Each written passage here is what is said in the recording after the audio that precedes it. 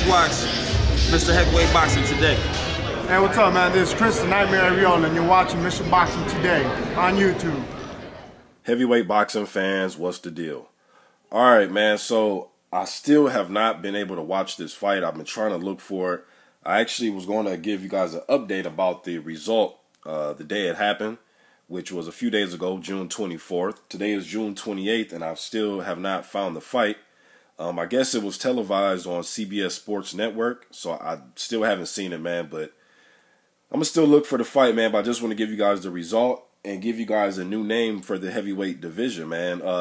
First of all, it was a card put on by Hall of Famer, one of my favorite fighters of all time, Evander Real Deal Holyfield. But the fight was put together by his promotional company, Real Deal Sports and Entertainment, and it was the main event, and they had the card in Louisville, Kentucky, okay? Carlos Negron he's a former Olympian, 2008 in Beijing. He represented Puerto Rico in the Olympics. And just, let me just read what Dan Rafael had to say about the fight, and I'm going to go and give my opinion. Now, this was according to Dan Rafael as far as what he saw in the fight. He says the first round was competitive, but then it was pretty much all Negron, who nailed Rossy, 36, of Medford, New York, with a ton of right hands. In the second round, Negron landed one of his many right hands, and Rossy went down, although he did not appear to be badly hurt. In the third round, Negron bloodied Rossy's nose, and it was bothering him. In the fourth round, Negron landed yet another hard right hand, which caused Rossy to take a knee.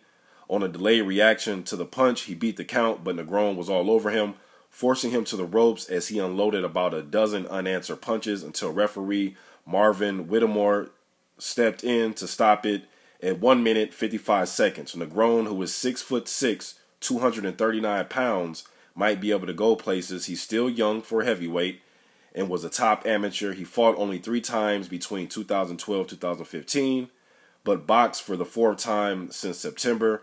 Rossy dropped to 1-4 in his past 5 fights and 3-8 in his past 11. Okay, now that was Dan Rafael's words about the fight. One thing that Dan left out is in some of those losses, though, man, Derric Rossy, you got to, watch the fight. A loss is a loss, a win is a win, okay? It's cut and dry, all right? But sometimes within those fights, though, they could have went either way. Like the Erkin Tepper loss that Rossy had, I thought that could have went either way. That is on YouTube. The Stavern fight, a fight that wasn't televised, I did put up the clip of Rossy dropping Stavern. And from people that I talked to that were there, they thought it was an even fight. Probably could have gave it to Rossy, plus the knockdown when he knocked down Stavern. The Trevor Bryan fight, I thought Rossy lost that fight. He did get dropped in the first. He got up, pushed Bryan to the, the whole duration of the fight. I thought Bryan did win that fight. The Dweco loss, split decision, and then the Glasscock fight, the Tsar Glasscock fight, I thought Rossy won that fight, or at least a draw. All right, now he has been beat convincingly before, all right? Pulev, Dimitrenko. I mean, he's had his fair share of losses, right? He had 12 losses going into this fight with Negron, okay? Also, before I get to Negron and about him, Rossy was actually, if you guys remember, he was set to be on the Porter versus Berto card. Remember, he was set to fight Luis King Kong Ortiz. Ortiz had to pull out the fight, citing I believe it was a hairline fracture in his hand. So that's why that fight didn't take place. And I actually picked Ortiz to win that fight by decision. So this is crazy that now Ortiz could have possibly knocked him out, but just seeing this result, this just kind of made me say, "Whoa, what the hell?" So the fight was for a vacant WBC Continental Americas title. That title, last time I heard about that title being fought for, I want to say Amir Mansour, Brazil. I believe that's the last time I noticed that title around. So Negron, he's a guy that's been kind of going to cruiserweight, heavyweight type of thing. Yeah, man, 6'6". His last fight was at cruiserweight. That was in December. He weighed 195 pounds. He beat a 17-0 guy that I've never heard of at cruiserweight. He knocked that guy out, and then he gets rid of a tough Derric Rossy in just a few rounds, man. So definitely throw his name in the mix. He has the pedigree. I actually watched one of his. I went back and watched a few of his fights that are on YouTube. He does have one loss. Forgot the dude Mendoza. Is that the dude's name?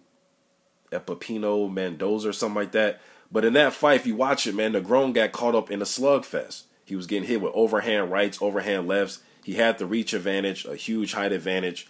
Got caught up in a situation where he's getting caught with overhand rights and lefts. Got drug into a slugfest, man. And Mendoza was just teeing off on him, man. Mendoza's a guy, I recognize his name. I know he's been in there with Brazil and Trevor Bryan, even Alexander Usyk. So I've heard of him before as a journeyman. But so yeah, when I first came out and informed you guys that Rossy was fighting Negron, I just picked Rossy. And this is why you shouldn't judge a book by its cover sometimes, man, until you do the research. I just picked Rossy to beat the guy. I just thought it was some guy with a blown up record. I never heard of him.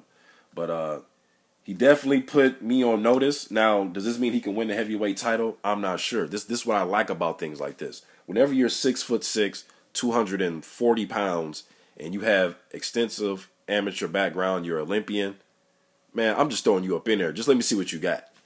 I can sit here and speculate all day, but now BoxRec has him with an 83-inch reach, Negron. But then the fight that I watched, I know Bob Sheridan was doing the commentary. I forgot which fight it was.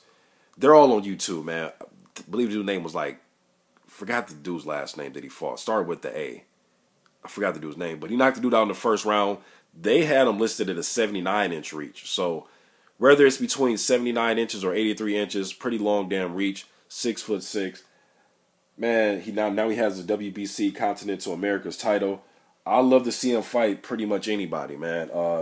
Guys that are trying to work their way up, like an Oscar Rivas out of Canada, I love to see that. Trevor Bryan, a guy who also fought Derric Rossy. I like to see him fight Gregory Corbin, who's undefeated right now. LaRon Mitchell, who's undefeated. Both those guys are American. Ajit Kabayel out there in Germany. Tom Schwartz and Michelle Wallace, who are out there in Germany. Amir Mansour, Travis Coffin. I mean, I can just name a lot of fighters that I would love to see this guy fight. Negron is only 20. Was he 28? No, he's 29 years old. So he's probably just now coming into his own as far as, being a solid big heavyweight. Because like I said, he's been going kind of back and forth. I believe this is the most he weighed. But just by reading from things I find on the internet, he looked pretty damn good at this weight. And he's 6'6", so I would imagine he carries the weight pretty well. But yeah, man, another name thrown up in the mix, man. Carlos Negron. I'm not sure how far he'll go, but shit, 6'6", 240 pounds, extensive amateur background. And he got rid of a guy that's very, very, very tough to get rid of. Yes, I know Rossy has been knocked out before, but it's very tough to get him out of there. You can ask Trevor Bryan, you can ask Erkin Tepper, Bermain Stavern, and a lot of other fighters. But you guys, let me just think about this, man.